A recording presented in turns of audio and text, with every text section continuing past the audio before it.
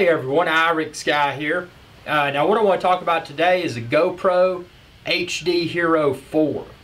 Now being an avid GoPro enthusiast, if you haven't watched all my videos, I encourage you to do so. I've got hundreds of them. So subscribe at youtube.com/Irix Guy and enjoy all of my GoPro HD Hero videos. Now currently I have the HD Hero 2 and it's currently in the dive housing right here on the GoPro chesty mount. And then I've got the GoPro HD Hero 3 Black Edition on the GoPro head strap mount with a self-engineered flotation device. And you can check out my video where I rigged that up in case it falls off my head at a high rate of speed in the water, whether I'm water skiing or wakeboarding or paddle boarding or doing whatever in the water. But HD Hero 4, given the shortcomings of the HD Hero 3, given the improvements to the HD Hero 2, what would you like to see in the HD Hero 4? Now I'm just going to go through a few things that I would like to see based upon my several years of experience with the HD Hero 2 and the HD Hero 3 camera. Now for starters, the HD Hero 2, it's got a thicker profile. So there was an obvious improvement with the depth of the HD Hero 3. I like that. They both use the same mount. The GoPro mounting mechanism, I would not like to see that change.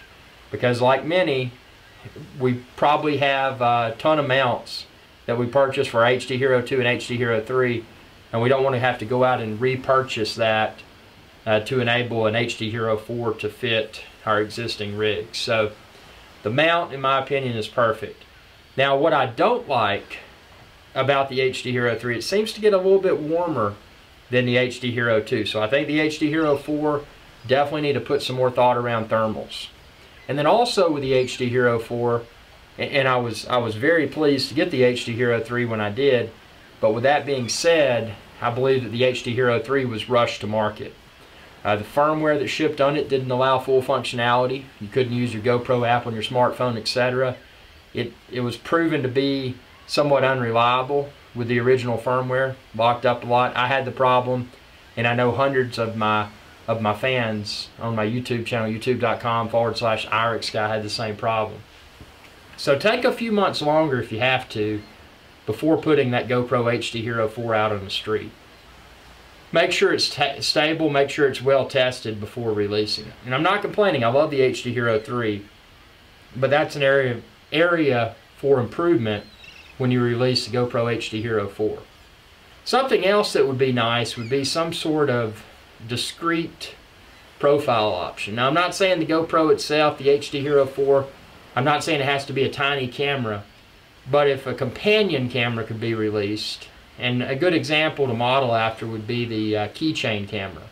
Just an inexpensive camera about the size of a, it looks like a keychain that you can use to film kind of discreetly. And this is important because if you're a YouTube content creator and maybe there's certain environments, maybe it's a formal occasion or something like that, where you couldn't easily go in with a GoPro on your head or a GoPro on your chest, but you still want to capture a video of that event to put on your YouTube channel, etc. So it'd be nice to have a discrete filming option for GoPro, just something that's, that's less noticeable. I mean, right now if I walked outside, it would be obvious that I'm filming with a GoPro because I got the big chest strap mount and the head strap mount.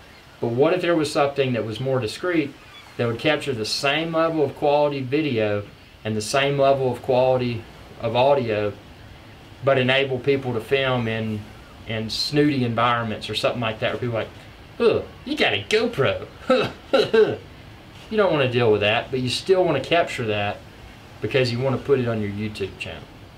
So that's just a few thoughts. Now, obviously the other thoughts that I have, I felt that the dive housing, and I still use my GoPro HD Hero 2 when I dive, I feel that the image quality from it exceeds the image quality of the standard housing on the GoPro HD Hero 3, and on the GoPro HD Hero 3 Black Edition rather, which is the top of the line GoPro HD Hero 3.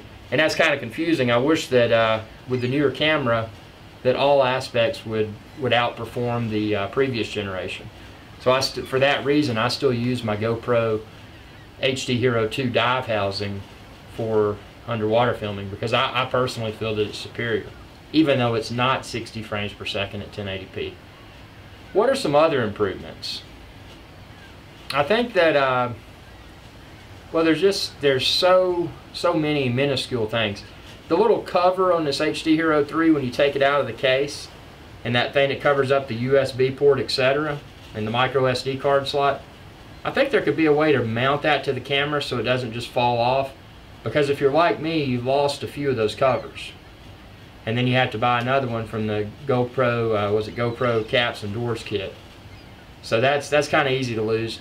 And also an improvement, go ahead and include the lens covers for the camera when it's outside of the case, because when people were taking this camera out to charge it, they don't want to have to deal with not covering their lens, because when it's sitting on a computer desk, etc., it could become scratched. So build that in. If you don't build it in, come out with a mechanism on the improved GoPro case that has a watertight door that'll open for syncing. And maybe that way you wouldn't even have to take it out of the case and to charge it or sync it or change the memory card. That'd be cool. But what are your thoughts? You're my fan base. You've watched hundreds, and if you haven't, I encourage you to do so. You've watched hundreds of my GoPro videos on youtube.com/iRickSky. What has been your experience with the HD Hero 2 and or HD Hero 3? Where would you see strong areas for improvement? Tell me what you think, and share this video with others. And subscribe, youtube.com/iRickSky and facebook.com/iRickSky. Thanks for your viewership, and y'all have a good day.